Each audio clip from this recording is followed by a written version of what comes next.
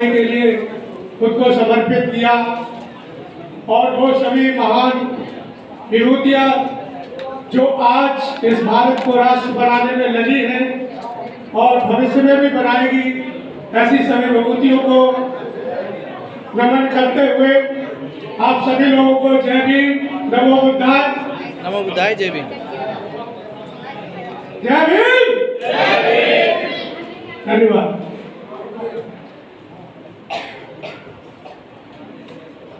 इस त्रिवेद पूर्णिमा पर आप सभी लोगों को बधाई देते हुए, त्रिवेद पूर्णिमा क्या है इसके बारे में आप सब लोग जानते ही हो। सर एक मिनट लेंगे सर। जैसा कि आप सभी जानते हैं हमारे मिशनरी साथी लोग जो है यूपी बिहार बगल से आए। सर जो है बॉम्बे से चलकर हवाई जहाज मार्ग से करके बीच के रास्ते में गाड़ी बांध करके और समय से पहले सबसे आए। इसके लिए सर ज्ञान भूमि को बधाई सर आपको सर। Thank you.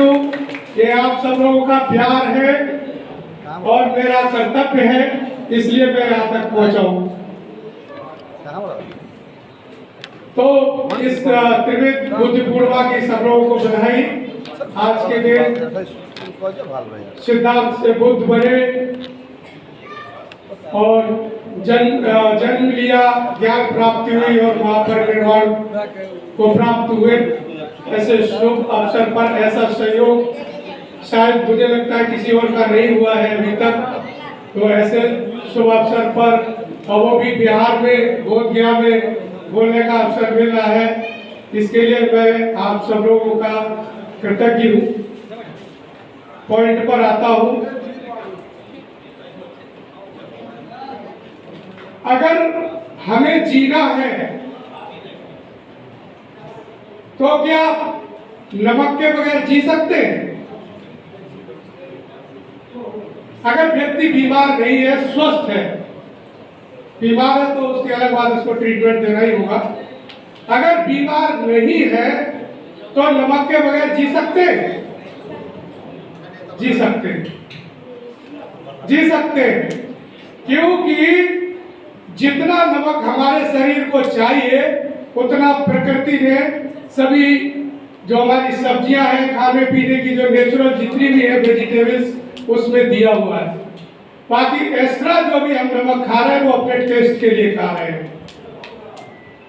लेकिन अगर वही आपको 2 घंटे पानी ना पीने को मिले, तो कभी दिख भी रहा था, तो आप जी पाएंगे?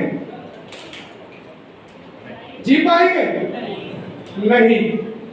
तो जिन 2 महापुरुषों की बात की जाती है, जिन 2 विचारधाराओं का टकराव होता है, इस टकराव में एक महापुरुष, जिनको महापुरुष कहा जाता है, उन्होंने नमक का आंदोलन किया, और एक व्यक्ति जिसने उसी देश में पानी के लिए आंदोलन करना पड़ा। तो इस देश की यह विविधता है। इस देश में संघर्ष हमेशा से चलता रहा है 2 विचारधाराओं के बीच में। एक विचारधारा जो समानता पर विश्वास करती है और एक विचारधारा तो असमानता पर विचार करती है।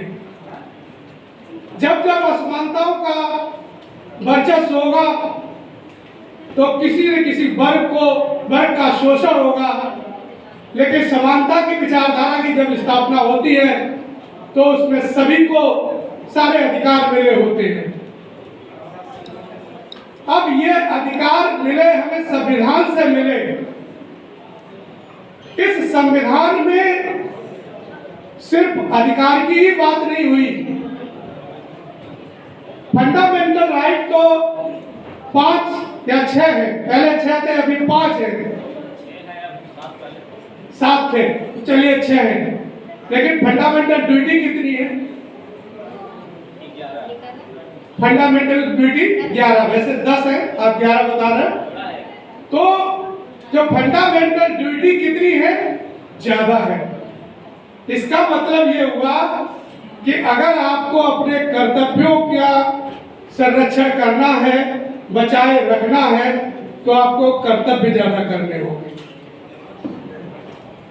इसलिए इस संविधान के साथ जब कभी भी हम अधिकार की बात करें तो अधिकार के साथ साथ हमारा कर्तव्य क्या है, उस कर्तव्य के बारे में अभी आदरणीय अध्यक्ष महोदय जी ने आपको बहुत डिटेल में बताया कि क्या कर्तव्य है। बेस्ट टाइम था हर उस व्यक्ति का जब वो 18 साल का था, मैं भी 18 साल का था, और जो अभी 18 साल के और 18 साल से जो अभी ऊपर हो गए उनका बेस्ट टाइम था कि वो 18 साल की उम्र से अपने अधिकारों के संरक्षण के लिए कर्तव्यों का निर्वाह करते। लेकिन उससे भी बेस्ट टाइम आज है कि आज से हम ये संकल्प लें कि हम अपनी धरोहर बचाने के लिए, अपने अधिकारों को बचाने के लिए आज से संकल्प लें कि आज हम अपने कर्तव्यों को ईमानदारी से स्वतंत्र पूर्वक निभाएंगे।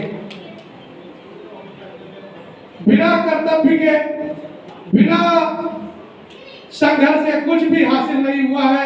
ये तथागत बुद्ध से लेकर के मान्यवर कांशीराम साहब के रास्ते तक हमें देखने को मिल रहा है। तो हम ये कैसे मान लें कि जिस देश में इतनी विविधताएं हैं, भौगोलिक, सांस्कृतिक, सामाजिक इतनी असमानताएं हैं, उन असमानताओं के बीच में संघर्ष होना स्वाभाविक है। लेकिन इस संघर्ष भी न हो, इसके लिए भी बाबा साहब ने एक इतना शक्तिशाली, फ्लेक्सिबल और रिजिड संविधान दिया। जहां रिजिडिटी की जरूरत है वहां रिजिड है, और जहां फ्लेक्सिबिलिटी की जरूरत है वहां पर फ्लेक्सिबिलिटी दी है। इस संविधान ने उन सभी को एक माला में पिरोया है। जब कोई भी माला बनाता है तो उसमें अगर एक ही कलर के या एक ही पौधे के फूल डालेगा तो उसमें इतनी सुंदरता नहीं आएगी। लेकिन वहीं पर जब विभिन्न पौधों के जब फूलों को उस माला में पिरोता है तो उस माला की सुंदरता बढ़ जाती है। उसी तरह इस संविधान में सामाजिक, कल्चरल और भौगोलिक इतनी विविधता होने के बाद ऐसे संविधान का निर्माण किया जिसकी खूबसूरती से ये देश, ये राष्ट्र बने। राष्ट्र की परिकल्पना बाबा साहब ने जब संविधान सभा में संविधान को रखा और संविधान को रखने के साथ उन्होंने पहले कहा कि राष्ट्रपति महोदय, आज हम विरोधाभास की अवस्था में प्रवेश कर रहे हैं। Technically Bharat is not a nation. तकनीकी रूप से भारत एक राष्ट्र नहीं है। इसको राष्ट्र बनने में वक्त लगेगा। तो फिर राष्ट्र है क्या? अगर राष्ट्र की बात की है बाबा साहब ने, तो राष्ट्र है क्या? क्या परिभाषा है राष्ट्र की? राष्ट्र का मतलब होता है कि हमारे आपके बीच में एक मानवीय संबंध हो, जिसमें किसी जाति, धर्म, लिंग, भौगोलिक या किसी भी तरह का कोई भी डिफरेंस न हो। हमारे बीच में एक इक्वल अपॉर्चुनिटी हो, एक समान अवसर मिले। ऐसे राष्ट्र की निर्माण की कल्पना बाबा साहब ने की थी।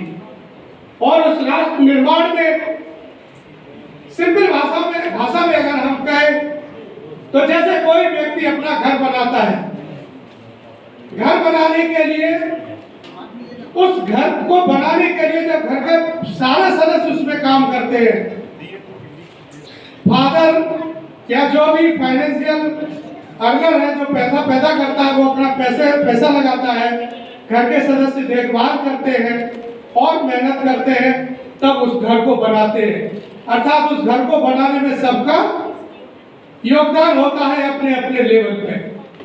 इसी तरह से इस राष्ट्र निर्माण में हर व्यक्ति का जब योगदान होगा इस भारत को समृद्ध बनाने में जब सभी का योगदान होगा तब ये देश नेशन बनेगा, राष्ट्र बनेगा और हमारे अंदर अपनापन का भाव पैदा होगा और हमें लगेगा कि हमारा ये देश है।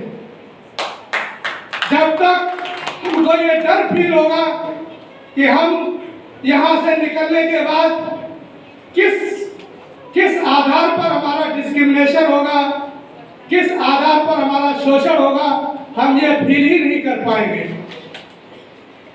हमारे कोट पैंट पर, हमारी टाई पर किसको प्रॉब्लम है? अगर ये देश राष्ट्र होगा तो किसी के भी पैंट कोट टाई कुछ भी कपड़ा पहना हो किसी को कोई तकलीफ नहीं होगी।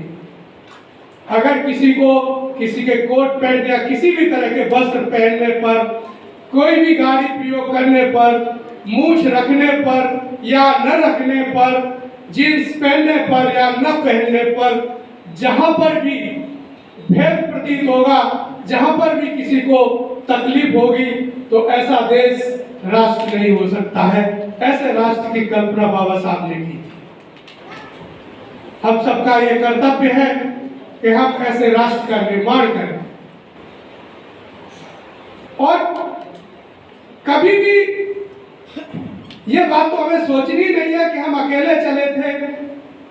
अकेला तो हर व्यक्ति चला था। कभी कभी मुझे लगता है कि जो मुहावरे या किंवदंतियां जो बनी है, कभी कभी लगता है वो हमें सिर्फ मिसगाइड के लिए बनी है। अकेला चना भार नहीं फोड़ सकता है। कितना सत्य है, कितना सत्य है। आग फोड़ सकता है, भार नहीं फोड़ सकता है। किंवदंती में आग नहीं है, भार है। लेकिन हमारे सभी महापुरुषों को देखिए, अकेले ही चले थे और भार को फोड़ के दिखाया और परिवर्तन लेकर के आए और हम सबको इस पोजीशन में खड़ा किया। समय समय पर महापुरुष लोग अपना कर्तव्य करते आए हैं। नेतृत्वकर्ता निश्चित रूप से 1, 2, 4 ही होते हैं। सभी नेतृत्वकर्ता नहीं होते, लेकिन सबका सहयोग बहुत महत्वपूर्ण होता है। आज आपको एक नेता मिला है, उसको आपसे अपेक्षा है, आपको उनसे अपेक्षा है कि आप जो बाबा साहब के सपनों का बुद्धा बोधिसत्व अम्बेडकर इंटरनेशनल सेंटर वाराणसी, सारनाथ वाराणसी में जो निर्माणाधीन है, उसमें सहयोग करें, उसमें ऐसे योद्धा पैदा करें, उसमें ऐसे स्कॉलर्स पैदा करें जो हमारे इस देश को राष्ट्र बनाने के लिए नीतियां तैयार करें, प्लान तैयार करें और उन प्लान को अंतिम व्यक्ति तक पहुंचाएं इंप्लीमेंट करते हुए। तो इसलिए आप सब लोगों से अनुरोध है, संख्या अभी कम है, कोई बात नहीं, संख्या जितनी है वो क्वालिटेटिव है। क्वांटिटी से कहीं बेहतर होती है। क्वांटिटी का इस्तेमाल सिर्फ डेमोक्रेसी की विजय के लिए होती है। जब हमें डेमोक्रेसी इलेक्शन जीतना होगा तब हमें संख्या चाहिए, लेकिन नीतियों के निर्माण के लिए हमें क्वालिटेटिव व्यक्तियों की जरूरत होती है। तो यहाँ पर आप सब लोग जो भी हैं बहुत क्वालिटेटिव हैं। आपने इस संघर्ष को समझा है, इस महा आंदोलन जो बाहर हो रहा है उसके महत्व को समझा है, अपने कर्तव्य को समझा है। इसके लिए आप सब लोग यहाँ पर आए हैं, शामिल हुए हैं, लोग भी शामिल हुए हैं। ये जो कुछ भी अभी हो रहा है, ये लड़ाई इतनी आसान नहीं है और इतनी डिफिकल्ट भी नहीं है। इस लड़ाई को हमें सतत रूप से ऑनेस्टी के साथ इस लड़ाई को लड़ते रहना है और जितनी लंबी लड़नी पड़े, जैसे भी लड़नी पड़े, इस लड़ाई को हम लोग लड़ते रहें, विजय निश्चित मिलेगी। ऐसे बहुत सारे वक्त आए हैं, समय आए हैं जिन पर हमें ऐसे समय से गुजरना पड़ा है। कभी किसी ने कल्पना नहीं की थी कि उत्तर प्रदेश में कोई ऐसी बहुजन सरकार बनेगी जो इस उत्तर प्रदेश को बौद्धमय बना देगा। तो इसलिए आप लोग विश्वास रखिए खुद पर, विश्वास रखिए अपने नेतृत्व पर निश्चित रूप से ये बहुत बड़ा भारत बनेगा, एक क्वालिटेटिव नेशन बनेगा। बहुत बहुत शाबाश पूरे सभी को। जय हिंद, नमो बुद्धाय।